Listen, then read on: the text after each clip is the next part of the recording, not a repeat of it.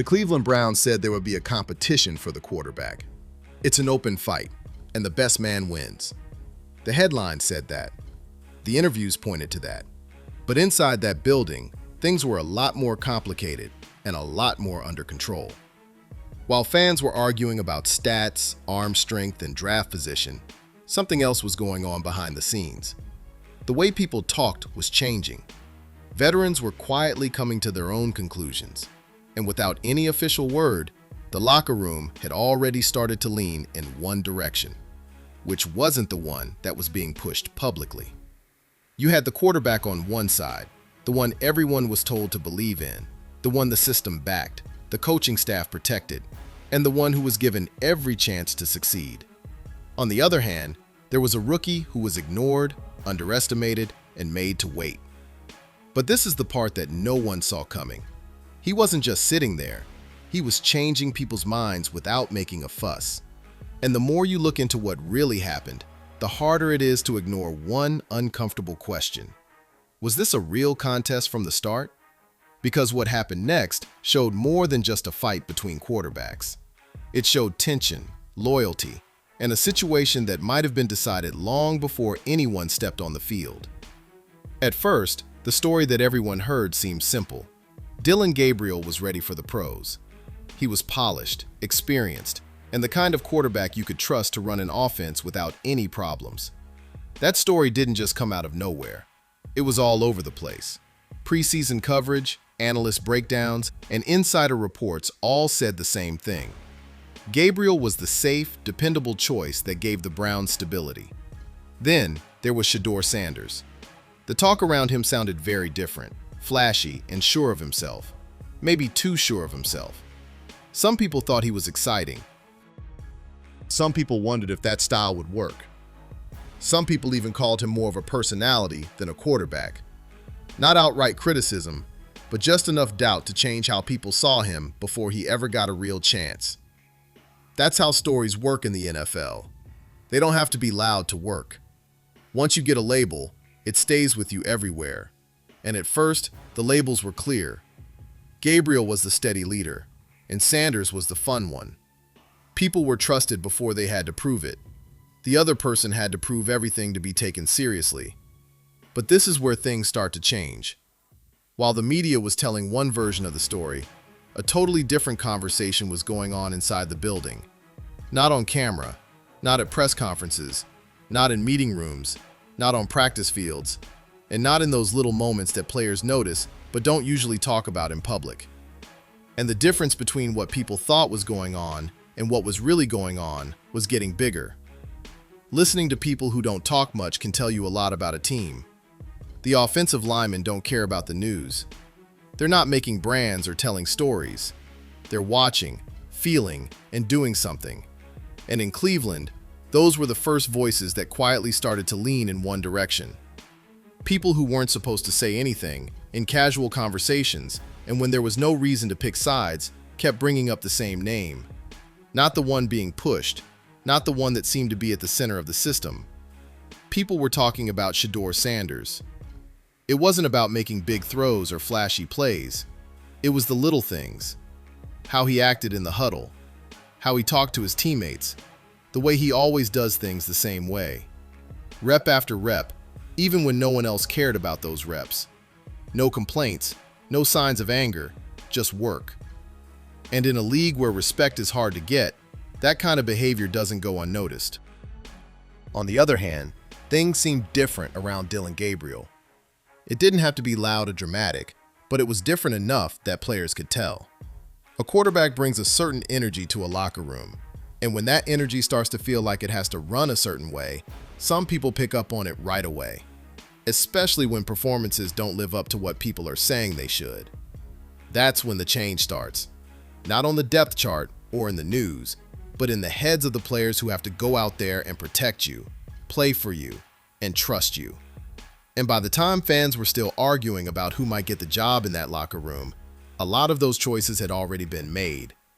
But it only takes one moment for a small gap to grow into something much bigger. That time was coming. It didn't happen while they were playing. It wasn't a bad throw or a big mistake. A comment that most fans didn't pay much attention to was the moment that changed everything. Dillon Gabriel said something during a preseason talk about the quarterback room that didn't sound like it would cause a lot of trouble at first. He called players like Shedeur Sanders entertainers. Just one word, no yelling, and no obvious stress. But in an NFL locker room where respect is everything and every word is carefully examined, that label meant something because entertainer is not a good thing to say in that setting.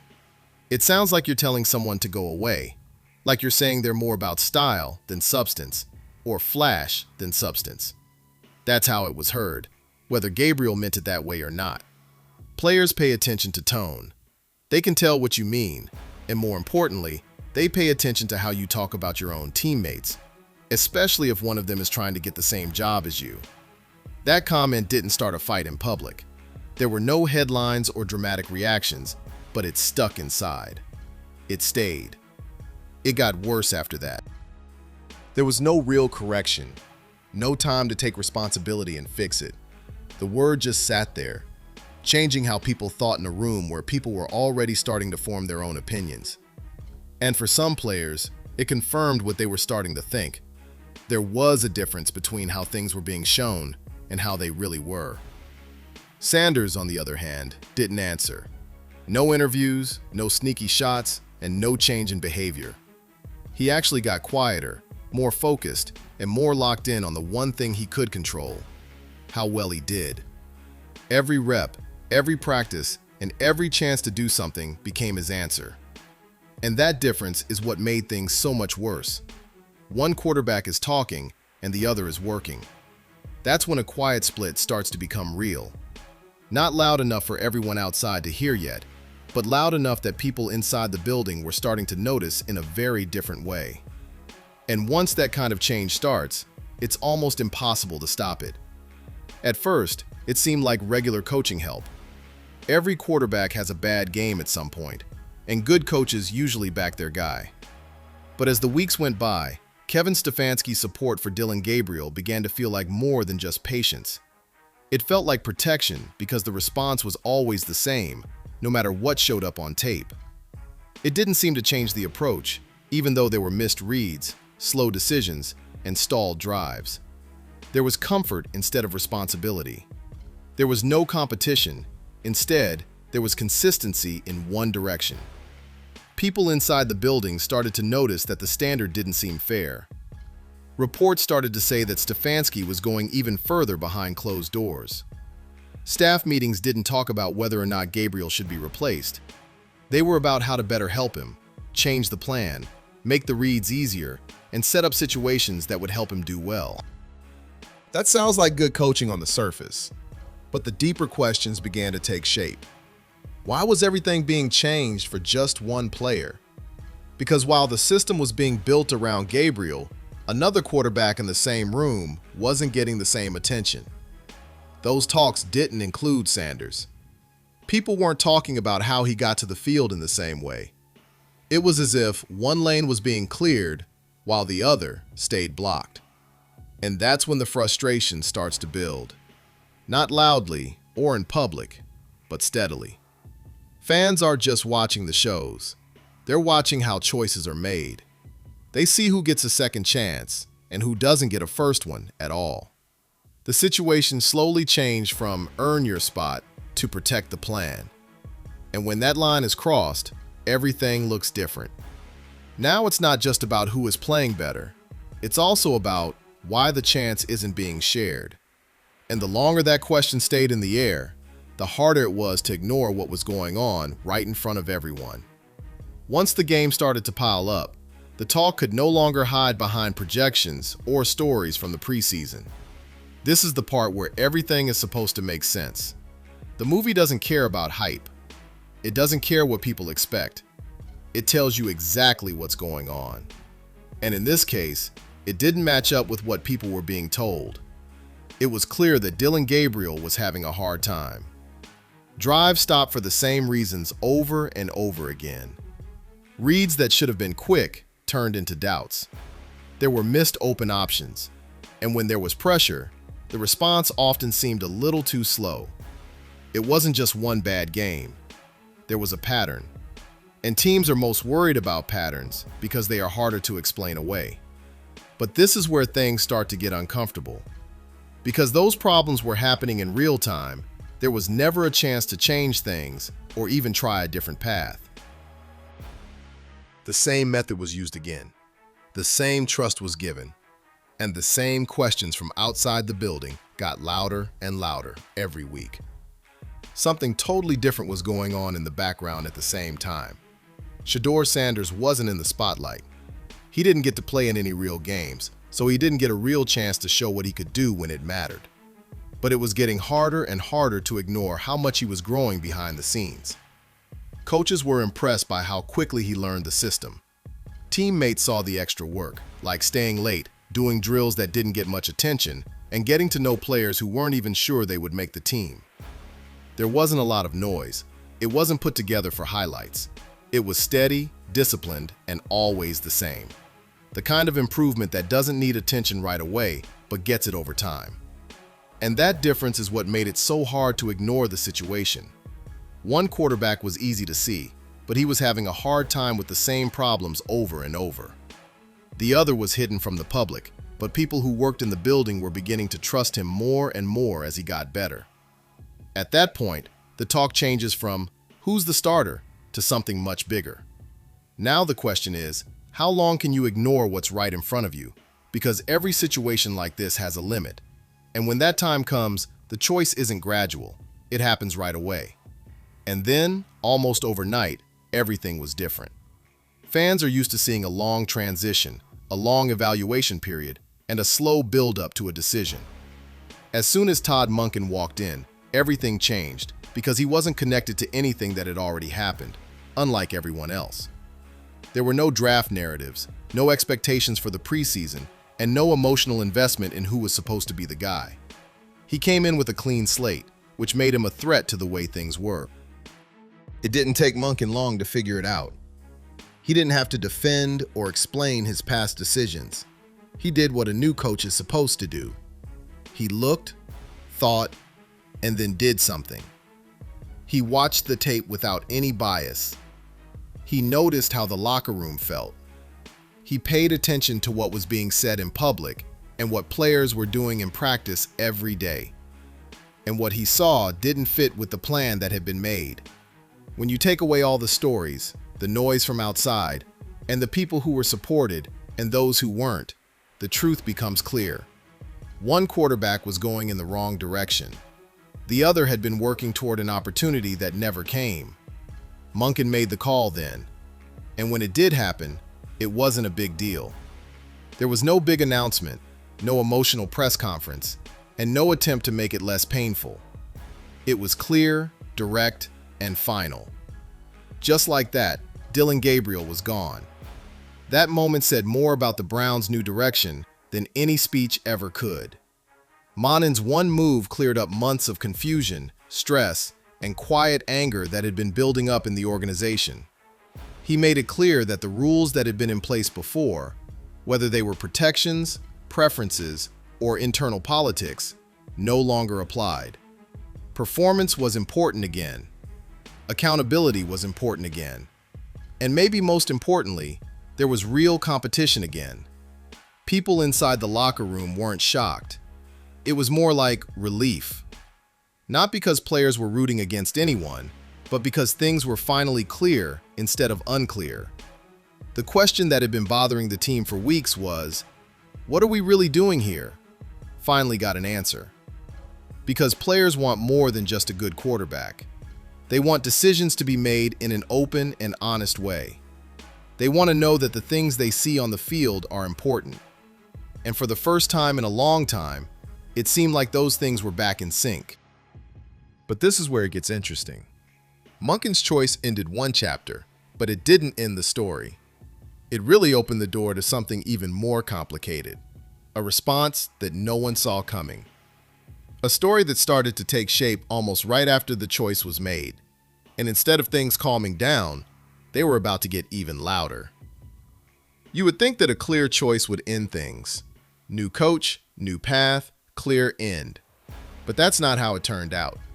A different kind of story started to take shape almost as soon as the change happened. One that had nothing to do with what happened on the field and everything to do with how people saw it.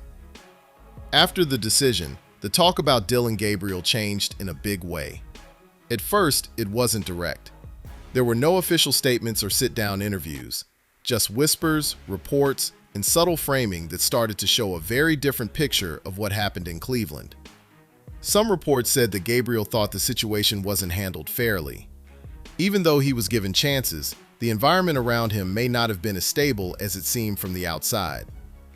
Some people went even further, suggesting that there was favoritism involved, and that the shift towards Shedeur Sanders wasn't just about performance, but also something else going on behind the scenes. Just to be clear, none of that was confirmed, but in today's news cycle, it doesn't have to be. When people start talking about, arguing about, and building on an idea, it starts to become its own thing.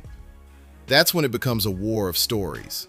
While those claims were going around, there were also quiet counter-arguments coming from inside the company. People pointing back to the timeline, the chances Gabriel had, the help he got, and the way the system was changed for him. From that point of view, the choice didn't seem unfair. It seemed like it was late. But the most interesting thing about all of this is where some of these rumors were said to have come from. There has been talk, again, that people from Gabriel's past, including some who had supported him before, may have been telling him to speak out or change the story in public. The idea is easy. If you can't change the outcome, change how people remember it. If that's true, this situation is now much more complicated than just a quarterback losing his job. It's about changing how people in the league see that loss. Making a decision based on performance seemed like it might be controversial, hard to understand, or even wrong. And that plan makes sense if it's really happening. In professional sports, word gets around quickly.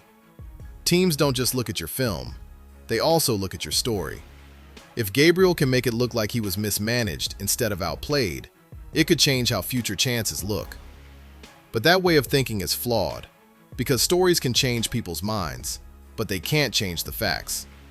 And the more this story gets pushed and pulled in different directions, the more people start to wonder about something very simple. What really happened, and who is being honest about it? At some point, all the noise has to hit something solid.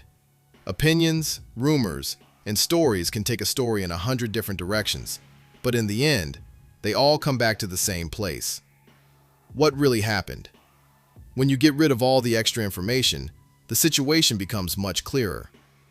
Dillon Gabriel didn't walk into a broken system. He wasn't thrown into chaos without help. In fact, it was the opposite. He had a head coach who supported him both in public and in private. He had an offense that slowly changed to fit what he was good at. He had time, real time, to get used to things, make mistakes, and still keep his starting spot. That kind of runway is rare in a league where quarterbacks can lose their jobs after one bad stretch. And yet, even after all that, the results didn't come. It wasn't just one moment or one game that was the problem. There was no progress. The same problem keeps coming up, but there are no clear signs that it is getting better. And that's the one thing that teams in the NFL can't explain. People stop believing when growth doesn't happen. But it wasn't just the performance that changed the locker room. The answer was what it was. Players can deal with mistakes. They know how hard the job is. They don't like it when you try to change the subject. When you get angry at things outside of yourself instead of things inside of yourself, and when you focus on what's going wrong around you instead of what you can do about it, that's when trust starts to break down. And once that trust is broken, it doesn't come back easily. At the same time, on the other side of the room, there was a very different example being set. Shedeur Sanders had every right to be angry.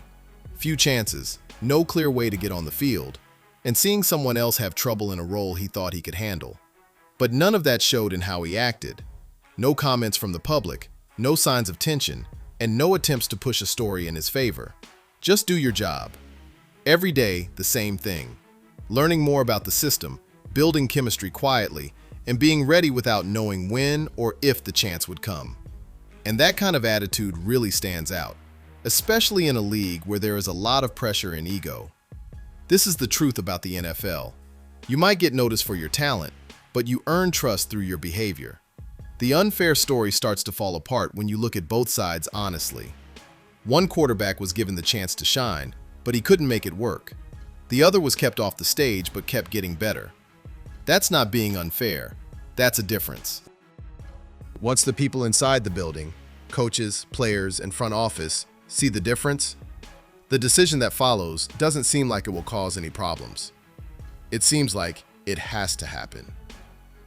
Now everything goes back to the way it was before, but not in the way most people think. Because when something like this is over, it's not really over. It goes in two very different directions, and both of them are about to be put to the test in a way that takes away all their excuses, stories, and layers of protection. Dillon Gabriel gets a new chance, a new place, a new system, and familiar voices that believe in him. And in theory, that's exactly what he needs. A chance to show that what happened in Cleveland wasn't a setback, it was a thing. But here's the trick. The story is already following him this time. People will look at every throw, decision, and performance through the lens of everything that has been said since he left. If he succeeds, the story changes right away. If he has trouble again, the questions get louder than ever. And that pressure is different now. It's no longer about potential, it's about evidence. On the other hand, Shedeur Sanders is finally getting into the space he's been working toward all this time.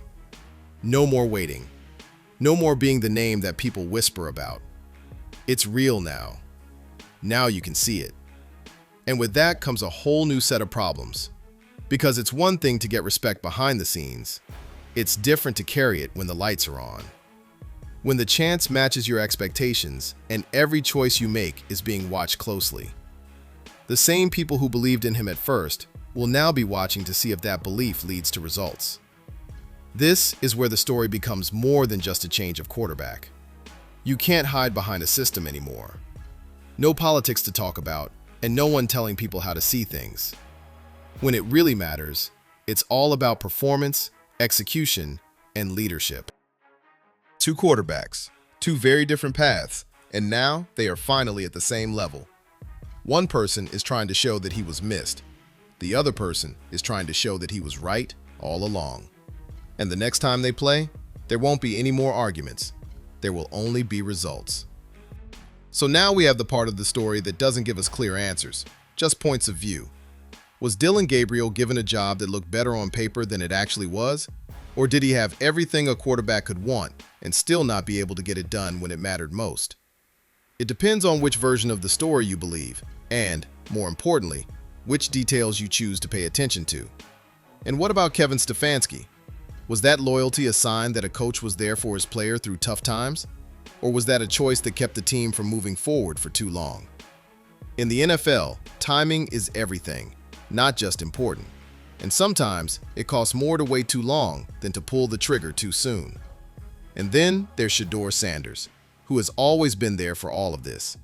The person who didn't control the story, didn't try to get attention, didn't react in public, but kept coming back. The question changes completely now that the chance is finally in front of him. Not only is he not ready, but what if he is? This whole story changes if he delivers. Things that used to look like doubt now look like delay. Everything that seemed like a fight now looks like a fix. But if he doesn't, the conversation will change again. That's what makes this situation so interesting. It's not done yet, not even close. The arguments, the guesses, and the opinions are all leading up to something that hasn't happened yet. What was said isn't the truth. It's not in the stories, rumors, and reports that are being spread by either side. What happens next is important. So, here's the big question. When the noise dies down and the games start, who will be right?